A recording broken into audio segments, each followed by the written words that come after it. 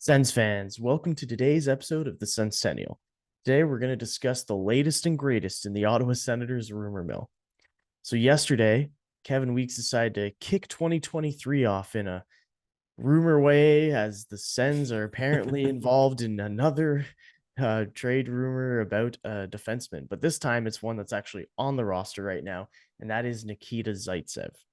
He noted that Ottawa is actively seeking to trade Nikita Zaitsev and that Zaitsev had been granted permission by the Ottawa Senators to have his representatives talk to other NHL clubs to try and get some sort of trade worked out that he could go to. And so we'll see what happens there. Apparently, Ottawa is willing to move a high draft pick or a prospect to make some sort of deal happen. So, Matt, I'll flip it to you. What's your take on this whole thing? I think it's probably a long time coming. It's not really a surprise. Um, I think you have to look at the track record of Pierre Dorion and his acquisitions and stuff to know that he's not really good at getting defensemen that aren't named Artem Zub or maybe Dylan DeMello. Um, with Zaitsev though, he did play pretty well in his last stint in Ottawa and then got hurt, obviously.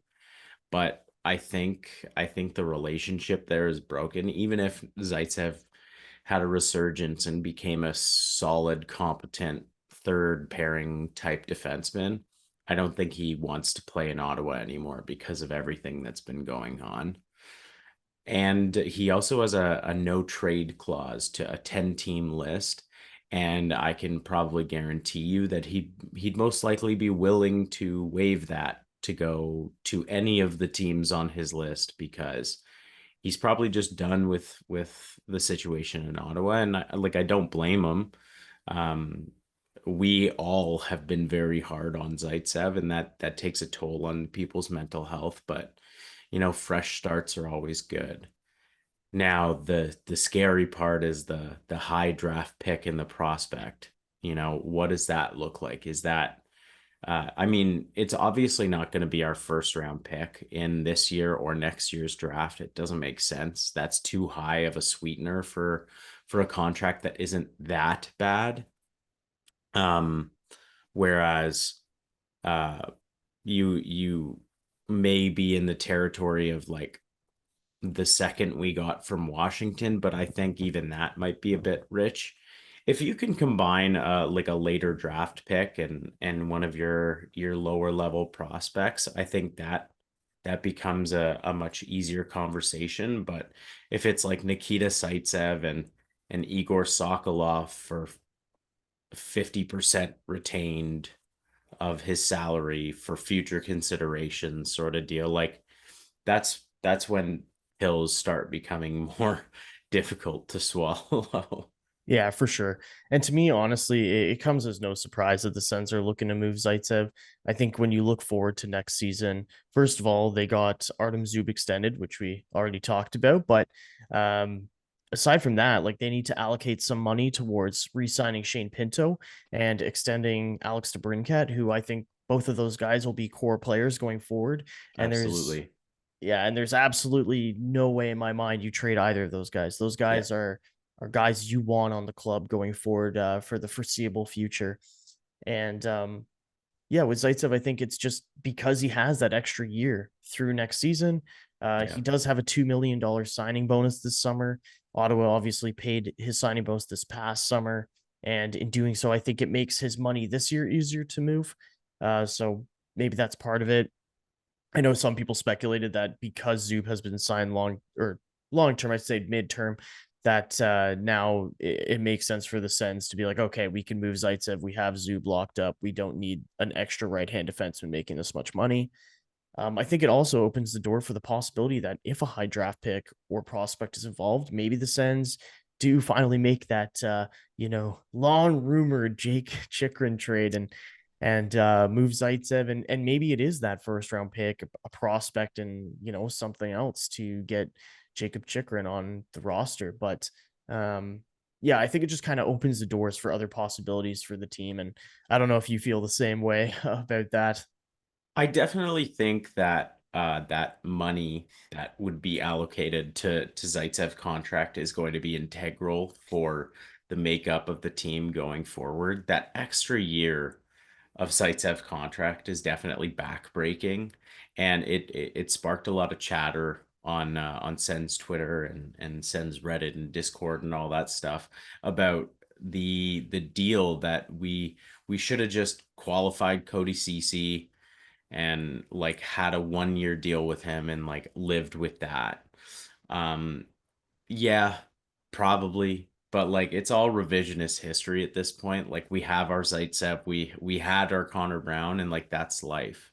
So the way I look at it now, Dorion's going to flip a couple picks or a pick, or in this case, if he goes to Arizona, there that definitely could look like a way bigger deal that includes our first round pick, that includes a top prospect. And I've been seeing things that suggest that Ridley Gregg is like an untouchable prospect. And I don't know, like to me, we have draft capital that is doing well.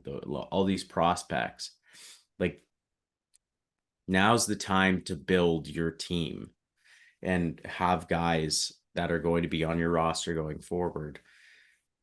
Yeah, like DeBrincat and Pinto, as you say, like those are two guys that need to be on the roster for a long time. One is a strong third line center that we've seen can elevate his game, and one is a 40 goal scorer who is one of the best players on our team right now. So finding ways to bring in and improve our roster with a guy like Jacob Chikrin, like that'd be unbelievable. And it would just add to the summer of Pierre. But now it's like hot December Pierre, I guess. Like the snow is all melting in Ottawa, but Yeah, it's that's from an Dorian. interest. Yeah, Dorian's yeah, melting yeah. all the snow. Yeah, yeah, yeah. Have you seen that man? He's like just melting all the snow because of his hotness. Okay, don't don't know about that take, but no, I was gonna say, going back to what you said about the prospects, I honestly think if the prospect is not in the NHL right now, I'll set JBD aside because he was just sent back down. I'd Yeah, say any prospect who's not on the Sens roster right now is expendable. yeah, That's my take. So I would agree. um, Ottawa this year, like we talked about, they have their first, they have their second.